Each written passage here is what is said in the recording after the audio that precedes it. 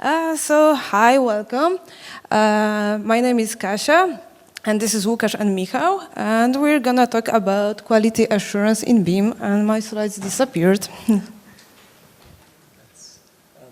good.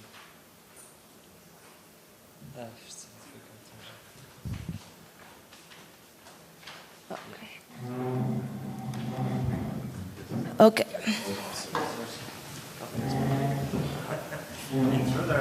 Yeah. Okay, quality assurance in Beam. Huh?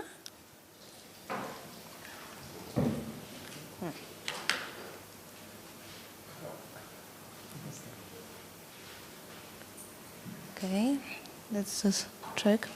Okay. Okay, so during this presentation, first of all, I will talk about why actually testing in Beam is that challenging. Then Michał will tell you about the testing framework that we are currently developing. And then Łukasz will share with you some real-life examples. So let's start. Probably you've seen the diagram a lot. Beam is unified. It means that we can write our pipelines in Java, Python, and other languages. And also, we can run them on various runners. So on Spark, on Flink, etc. And this is great, this is awesome. But from the testing perspective, when we think and look at this diagram, then we can think that we have so many possibilities. We have to test all of those languages, all of those SDKs. We have to test somehow all of those runners. And we would like to know actually if all of those runners have the same features. All of these runners are implemented the same way, or does they? What happens?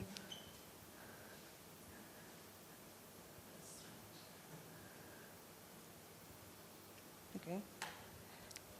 And if all of those runners perform in the same way. So this is very important for everyone to just know all of that and to measure all of that. And just let's dig it into that deeper. So first of all, as I mentioned, we have multiple SDKs. We've got Python, we've got Go, we've got Java. And we write pipelines in every language. We also run those pipelines on each runners. And what happens? Okay. You don't touch it. And we write our jobs in both types. We've got batch and streaming jobs. So already you can see that we have so many combinations here. So it's going to be very time-consuming and very difficult to test all of them, to test all of those combinations and interact with them.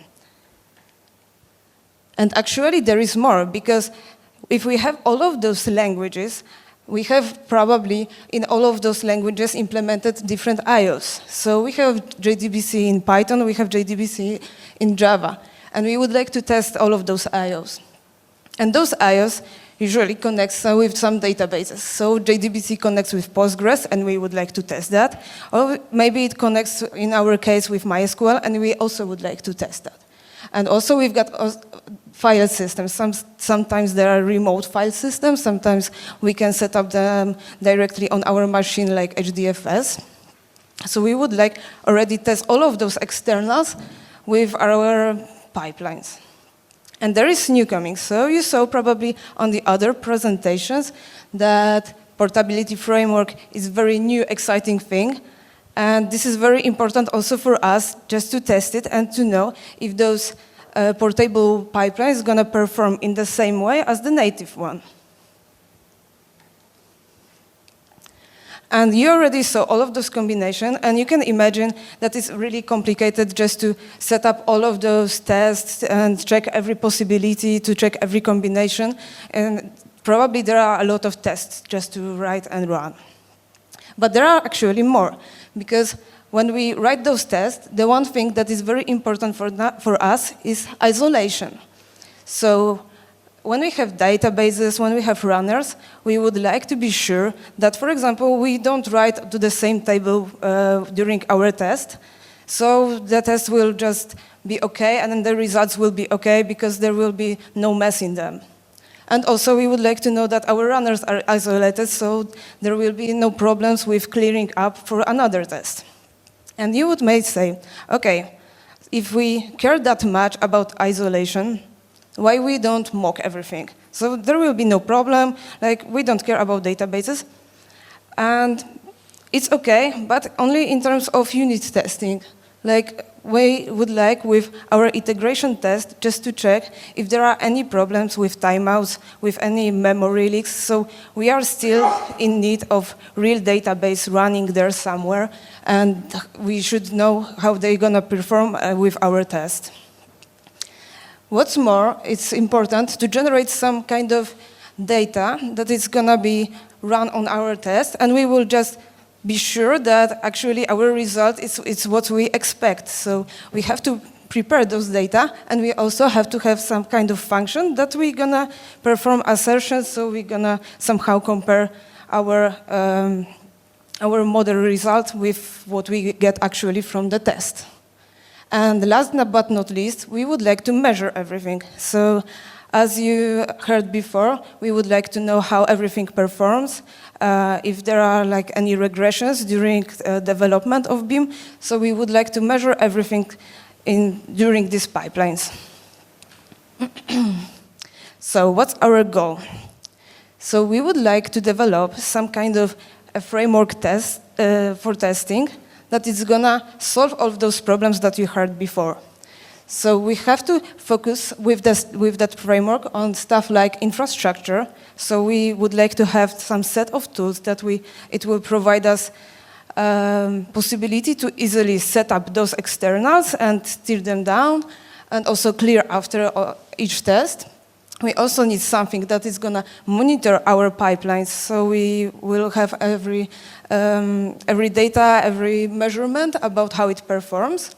And also we need to automate everything, because whenever you have to manually do some stuff twice, it means that there is space to automate everything. And you may say, like, there is a lot of problems, and how actually all of that should look like, and how should look such a testing framework. So maybe like that. I didn't touch anything. Okay.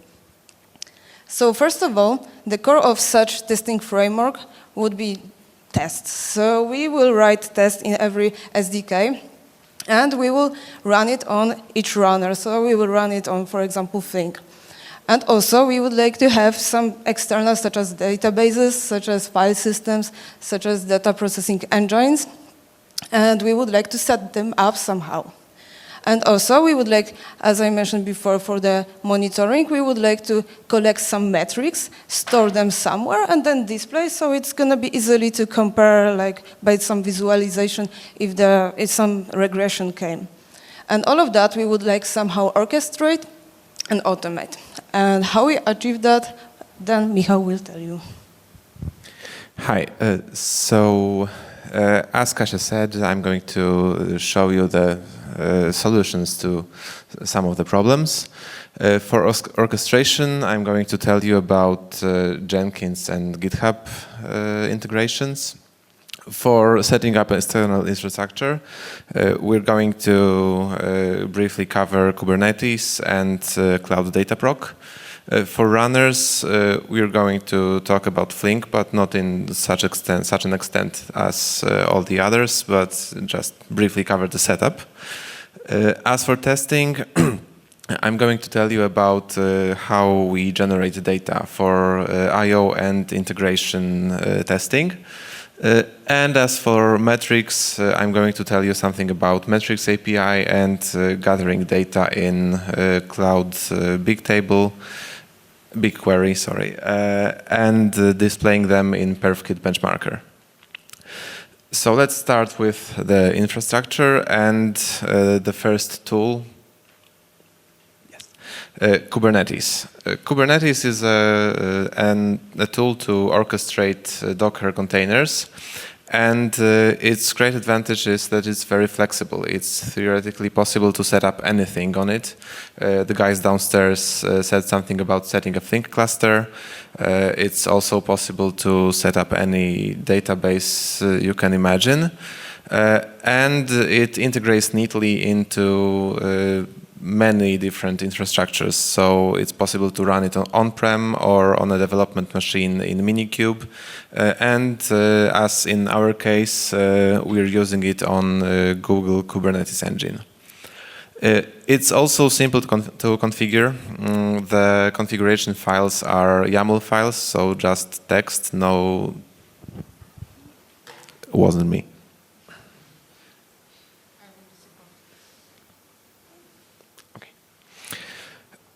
As I was saying, the config is in YAML files, so just simple syntax, nothing very fancy.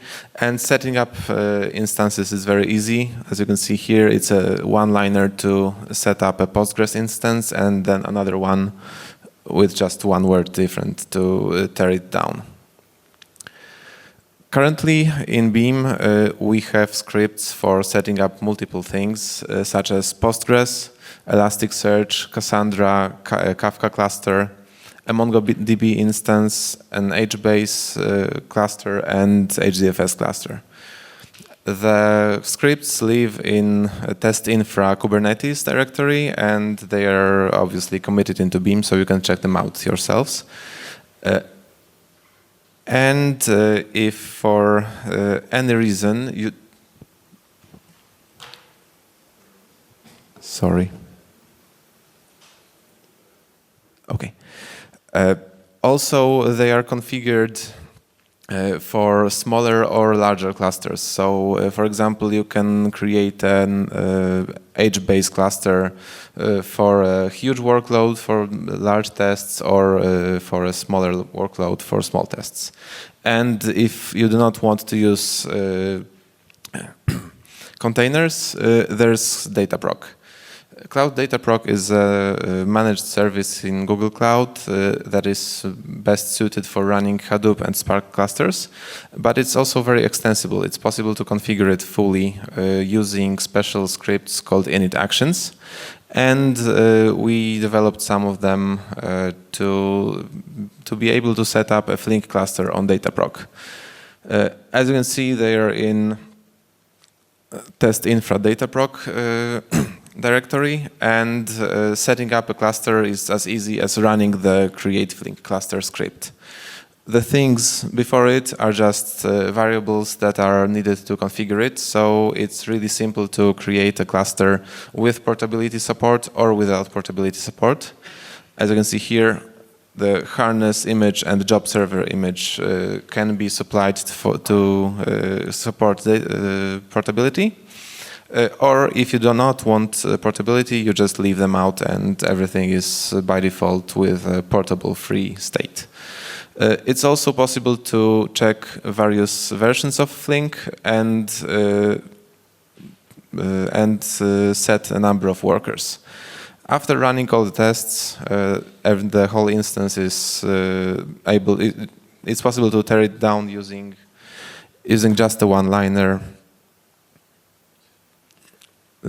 from a gcloud SDK. So now that we have the infrastructure set up and we're running the pipelines, it's time to measure them somehow. For this, we are using Metrics API, and I'm going to briefly rehash the knowledge. There are three types of counters: gauges, and distributions. And they are really easy to use. As you can see here, those are two lines in Java that are required to add two different metrics to a pipeline. They are also available in Python SDK and Go SDK, although in Go they are available in a more limited amount.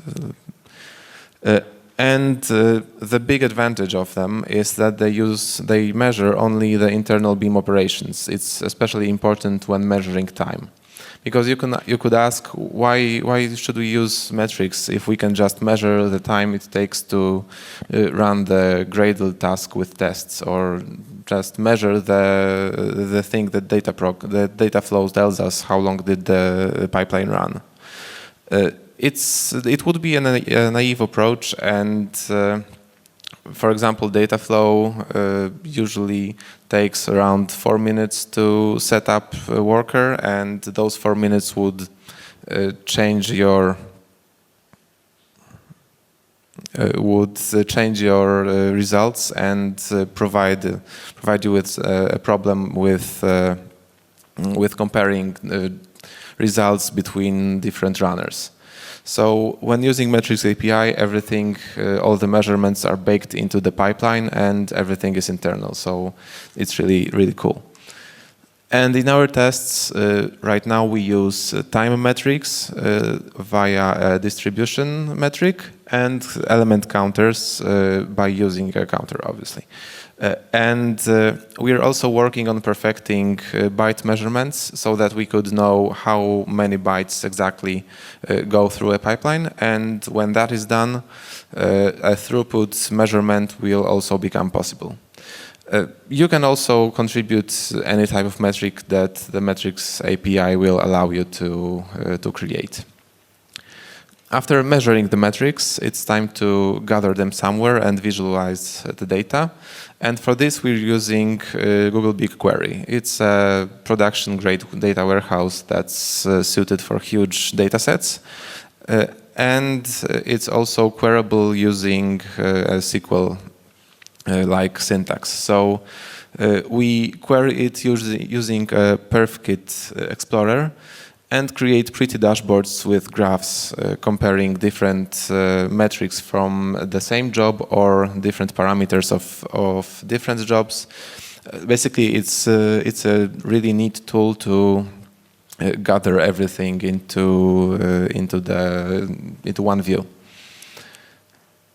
Okay, now I'm going to tell you what we use to generate the data for the tests. And for I/O testing, we're using a simple implementation of a source, namely generate sequence.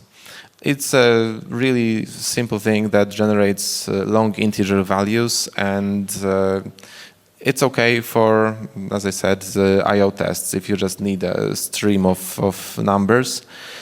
But for some more complicated cases, it's really nice to use something more configurable and something with which we have more control over data, so synthetic sources. The synthetic sources are a way better implementation, and they are configurable. They create a deterministic set of data, and they can create an arbitrary amount of set data. They're available on Java and Python SDKs, and then they create the basic key value pairs that fly through pipelines. They're also highly customizable, so it's possible to check and to define a number of records, delay between emissions of records, size and number of bundles, and even sizes and of individual keys and values in the pairs. Okay, so we have some building blocks of the testing pipeline. Now it's time to automate them and orchestrate everything. After I swipe through the desktops again, sorry. For automation, we're using perfkit benchmarker and Jenkins and GitHub. So first, for the perfkit, you might not have heard about it. It's basically a test orchestrator. It can set up anything in terms of infrastructure that you need. So you declare what you want to have as a base. You declare what you want to test, and then everything is done for you in one script. So it creates, for example, a Kubernetes cluster and applies the scripts, and then passes the connection info to the testing suite, and then kills everything after the tests are done. As for Jenkins, all the testing jobs run on Jenkins, and they run periodically and also on demand.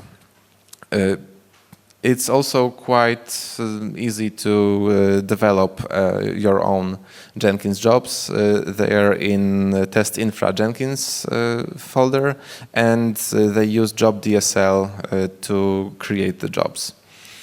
There is also a Jenkins Docker image supplied with Beam, so that you can test your job without pushing it into the Apache Jenkins unnecessarily. Well, as the code is hosted on GitHub, we also use some integration with it, namely a Jenkins phrase triggering plugin. It allows you to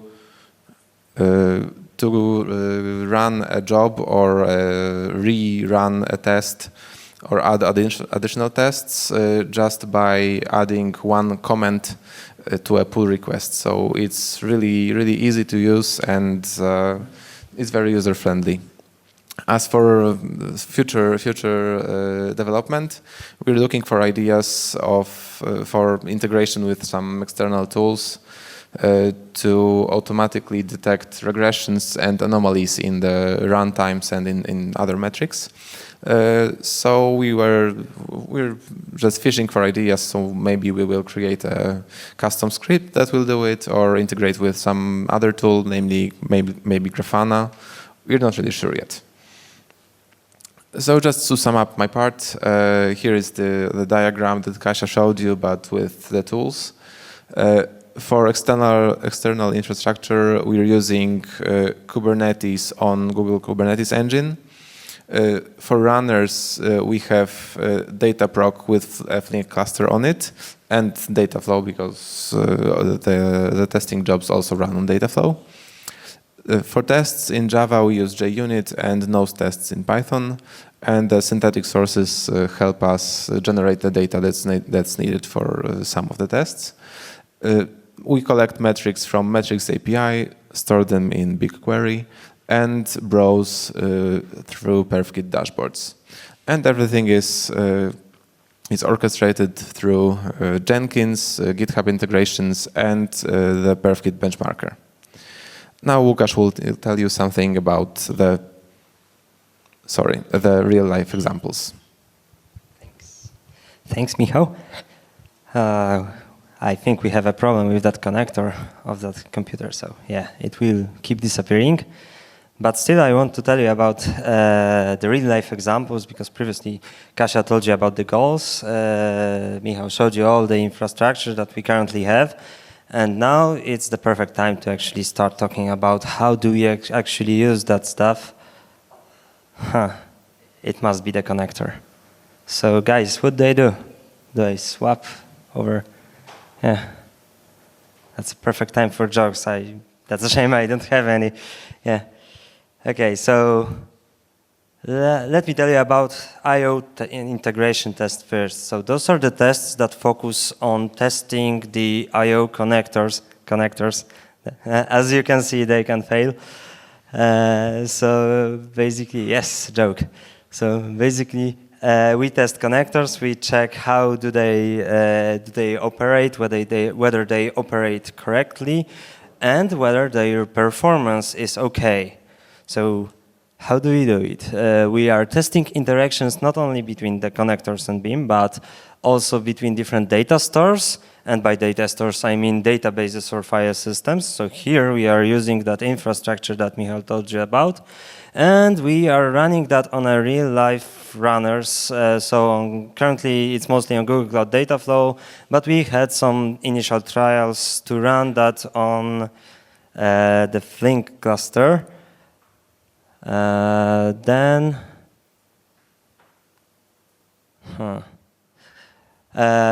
I told you, those are not only integration tests, so not only correctness of the input that was written and then read back is checked, but also the performance of write and read operations. And we also measure that and plot that on various plots that you will see in a moment. The nice thing about that is that you can choose your scale of that test. So it's not like it's fixed 10 gigabytes and you only can run 10 gigabytes tests. If you want to test one worker, whether, for example, watermark works well or the other I/O features are working well, you can do that on a small scale. And if you want to actually check the performance, you could technically write even terabyte tests, and that would be okay for that framework. But yeah, for the testing purposes, we are running that on about 10 gigabytes because that's what our Jenkins infrastructure in Apache Beam project is. It has the capacity for the jobs, and we don't want them to run too long. So this is like the scale that we chose, but you choose very different scales too. And they are actually the easiest tests that we've done so far to develop and to run. So you can do that. It's like a simple pipeline that writes some data and reads it back, and then uses a special assertion to check whether everything was okay. And metrics are collected along the way. So it's basically just choosing an I/O and implementing the test with it. It was all described, if you are looking for more details, it was all described in that Beam proposal that we've submitted, and it's available on the Beam site in the design documents section.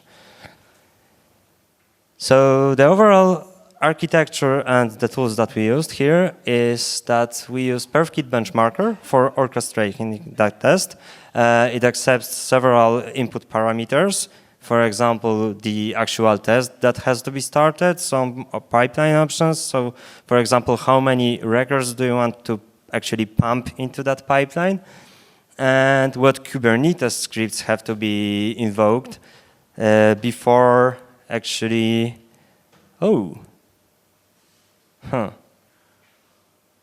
before actually that test is going to be invoked, right? Because if that's a JDBC test, it probably needs some Postgres instance or MySQL instance. We are using the Postgres instance to test that, so it will be set up beforehand. And whether we should, it's getting worse.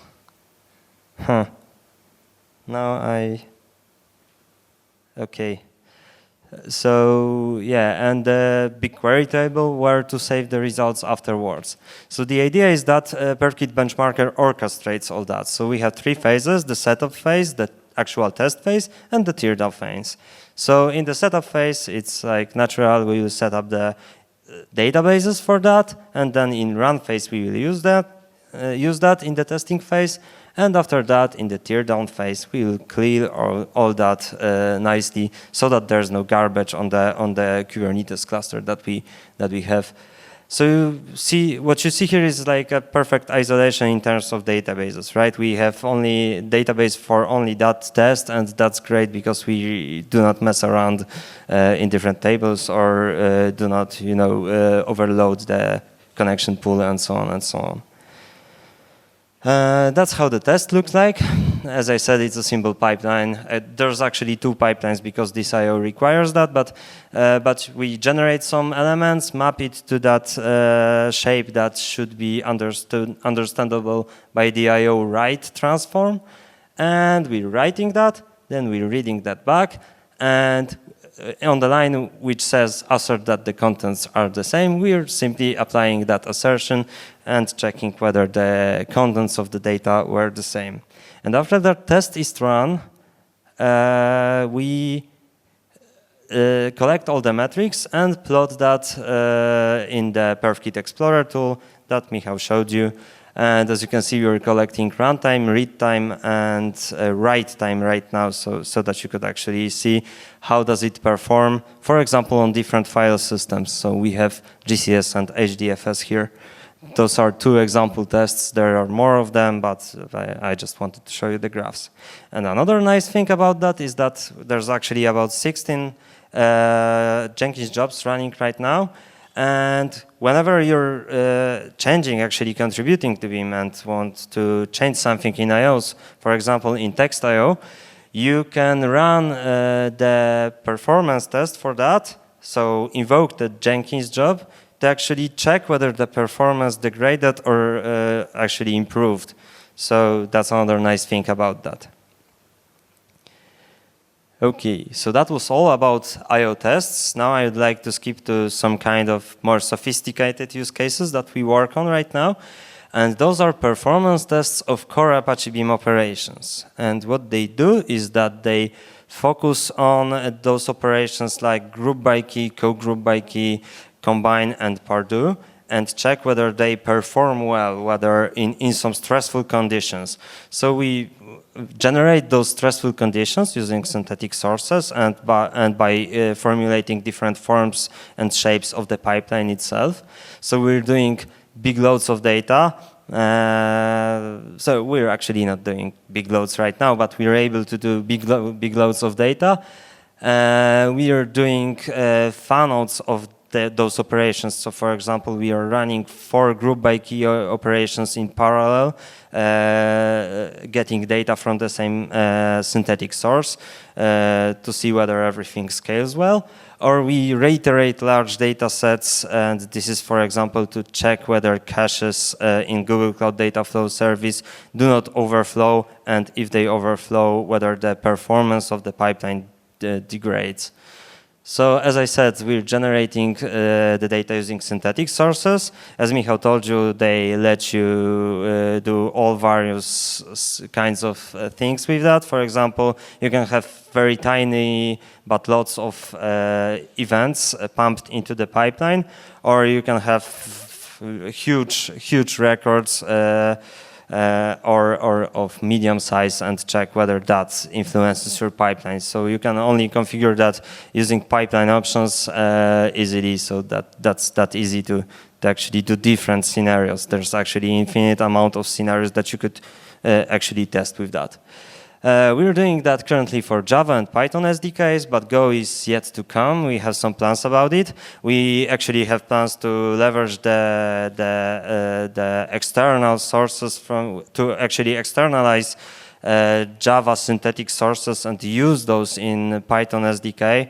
So it will be like a cross-language performance test. How cool is that? So yeah, that's one of our plans too. And of course, we are still leveraging those tools. So we have Jenkins cron jobs that are running daily to actually see how things change and if they change over time. And you can always run that on demand whenever your use case requires that.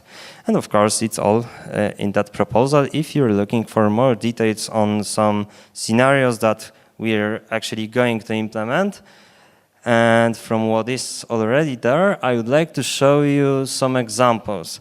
This is something I mentioned before. That's the group by key fan-out test.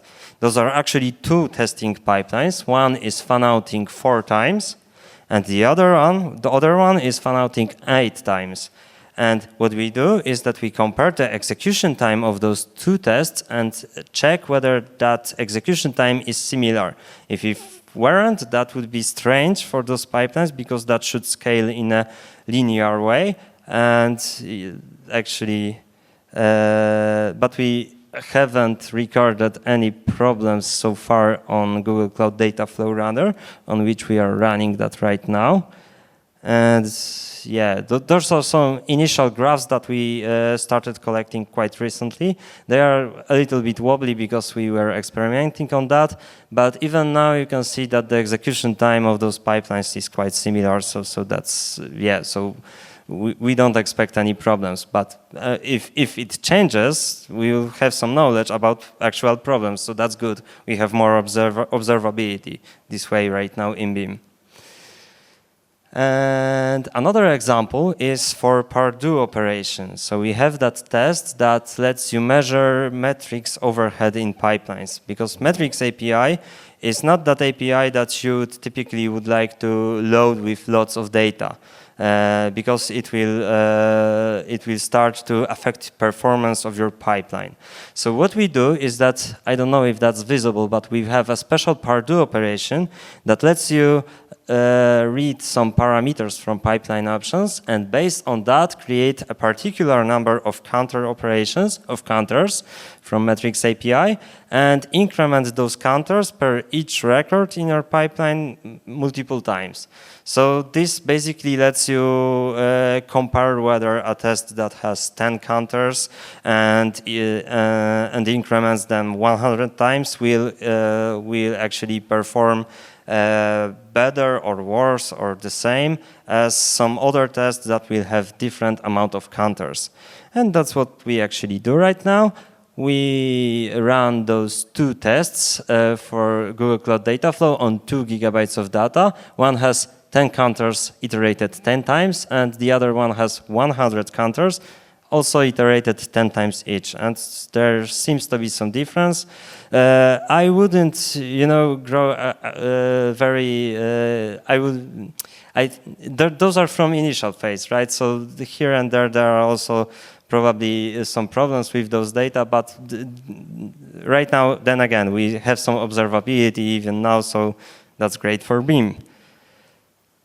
So yeah, it's time to wrap that up. Kasia told you about all the goals that we have. We're trying to pursue them. We're trying to actually fulfill them, test in isolation, collect various metrics, do all kinds of stuff that is possible right now in Beam. We are trying to even run portable tests, and this is thanks to our infrastructures, because we quite recently, as Michał told you, we provided the Think cluster, and so with that we are actually running a Python test running on top of Think cluster, and we're trying to measure that right now. So over time, it's gonna get bigger and bigger. We're also automating that. We have some Jenkins jobs that you could look at and see what are the results right now. And yeah, I showed you the examples of the tests, either I/O tests and performance tests. So thank you for listening to that presentation. And yeah, we are from Polydia. That's our company. And yeah, thank you for listening to us. And are there any questions?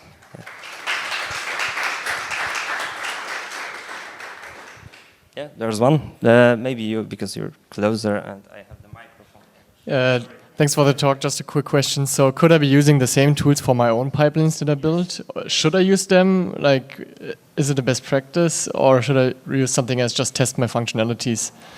Like, is this a recommended way from Apache Beam to test your pipelines? So basically, those were the integration and performance tests, right? So whenever you want to test that, you are, of course, free to use that. This is actually one important thing that I wanted to tell you, that you can take all that stuff to your pipelines, take all those Dataproc scripts, Kubernetes scripts, and actually use parts of it or even all of that to write any pipeline that you want. Because those were only examples, right? You could, for example, have a super fancy test with side inputs and different kinds of stuff, and probably that would work with that too. So yeah. And it will be great if you will improve that. Yeah. So what Kasia said, and she is right. If you have any, intention of contributing to that stuff, that would be great, because there's actually lots of stuff to maintain. So yeah.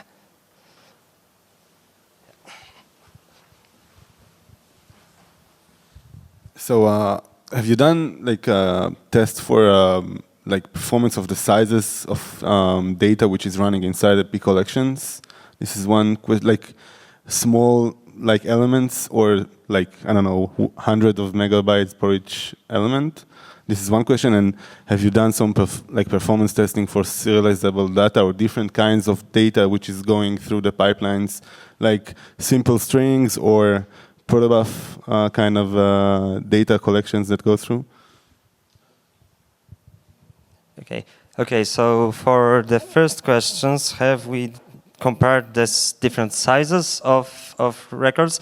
Yes, we in fact do that with the group by key tests, with Pardue tests. Oh, no, with Pardue tests we don't do that. There's actually more in that proposal about load tests of core operations.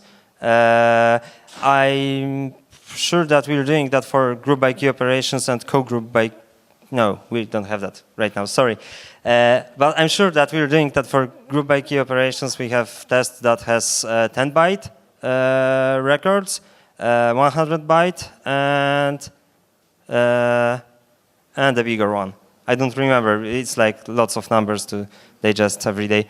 So yeah, so we compare that. And you asked about different types, for example, strings, and checking whether that is serialized and deserialized efficiently. It's like, okay, so basically the synthetic sources have only, they generate bytes. Maybe you could map that to some things, but we don't do that yet. But I think it's possible to test. So yeah. Are there any other questions?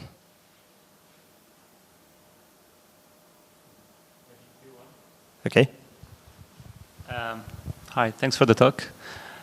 So maybe by chance, have you found any bottlenecks in the Beam itself while running your performance tests? Or you were not focusing on it at all?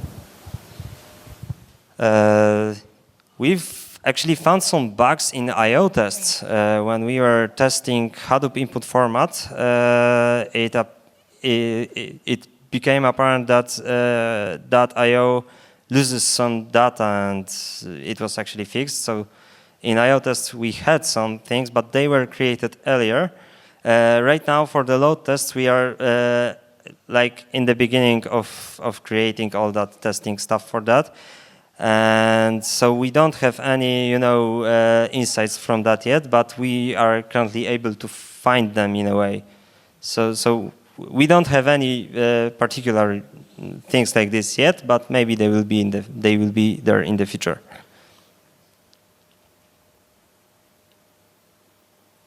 Okay, so I don't see any hands in the air, so yeah.